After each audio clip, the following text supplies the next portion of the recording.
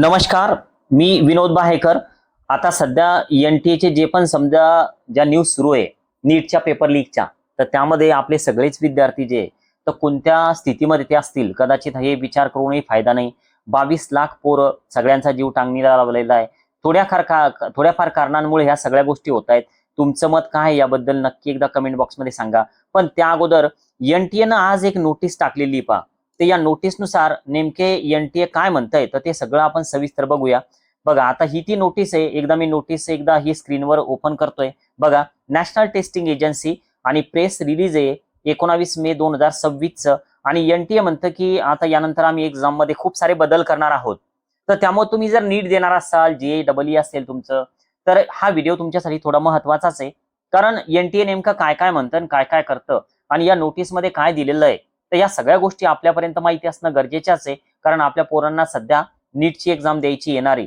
तर त्यामुळे एकदा सगळे मुद्दे सविस्तर आपण समजून घेऊया. बघा, सुरुवातीला तर आपल्या समोर मोठा प्रश्न उभा राहतो तो कोणता, तर जे पण समजा NTA म्हणतंय की आता ह्या सगळ्या गोष्टी अशा अशा पद्धतीने करायच्या, तर त्या तशा होतील का, तर हा एक प्रश्न आहे. तर नोटीसमध्ये नेमकं न्यू नोटीस आहे. तर नोटीसमध्ये काय दिलेलं आहे, तर परीक्षेमध्ये मोठे बदल करायचे NTA म्हणतं. त्यानंतर व्यवस्थापन या सगळ्या सुधारणा आम्हाला करायची असं सुद्धा NTA ने सांगितलेलं आहे. आणि यानुसार नेमके काय काय बदल होतील तर ते एकदा आपण चेक करूया. नोटीसमध्ये काय दिलेलं आहे आणि प्रत्यक्षात काय होतं तर हे नंतर तर आपल्याला पाहता येईलच. पण मुख्य बदल काय आहे, तर नीट आणि JEE ह्या ज्या परीक्षा आहे तर ह्या पारदर्शक व्हाव्यात असं NTA ला वाटतं. व्यवस्थित करण्यासाठी सगळी सिस्टीम ते मजबूत करणार आहेत असं या नोटीसमध्ये दिलेलं आहे. मग सिस्टीम तर मजबूत करायची, पण सिस्टीम मजबूत करण्यासाठी कोणकोणते बदल अपेक्षित आहे तर हे सुद्धा NTA ने याच नोटीसमध्ये दिलेलं आहे. प्रश्न काय आहे आपल्या समोर मोठा, की काय बदल होऊ शकतात येणाऱ्या परीक्षेमध्ये. तर नवीन 4 वरिष्ठ अधिकारी NTA सरकार नेमतंय NTA वर.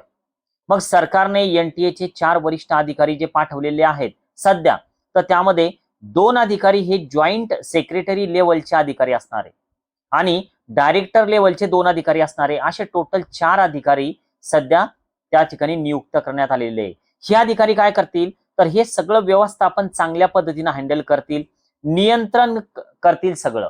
ओके. यानंतर अजून NTA मध्ये काय बदल होणार, तर 3 मोठ्या पदांसाठी भरती होणार आहे.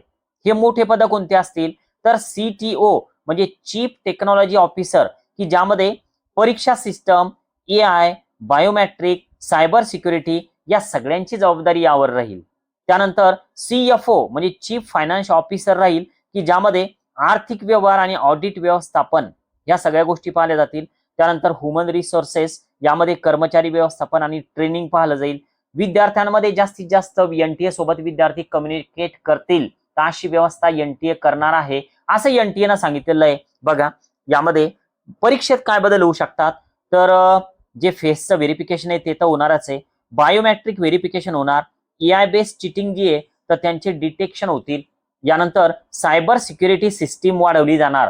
तुम्हाला काय वाटतं बरं, तुमचं काय मत आहे? कारण सध्या जे वातावरण सुरू आहे तर त्यामध्ये सर्वांना माहिती आहे की काय काय सुरू आहे महाराष्ट्रामध्ये पूर्ण भारतामध्ये. नक्की एकदा कमेंट बॉक्समध्ये सांगा. यानंतर क्वेश्चन पेपरची सुरक्षा वाढवली जाणार. त्यामध्ये क्वेश्चन पेपर तयार करणे, काय झालं सर्वांना माहिती आहे, ट्रान्सलेशन, प्रिंटिंग, ट्रान्सपोर्ट या सगळ्यांमध्ये सुरक्षतेचे उपाय केले जातील. त्यानंतर विद्यार्थ्यांसाठी याचा फायदा होईल असं NTA म्हणतंय.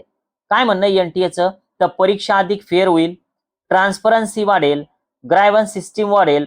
आता ग्रायव्हन्सेस मध्ये काय होईल, तर विद्यार्थ्यांचं कम्युनिकेशन वाढेल NTA सोबत. आता हेल्पलाईन नंबर, मेल ID ह्या सगळ्या गोष्टी ते कदाचित प्रोव्हाइड करतील. तुम्ही जर जिजाऊ अकॅडमीला नवीन असाल तर नक्की एकदा सबस्क्राईब करायला विसरू नका.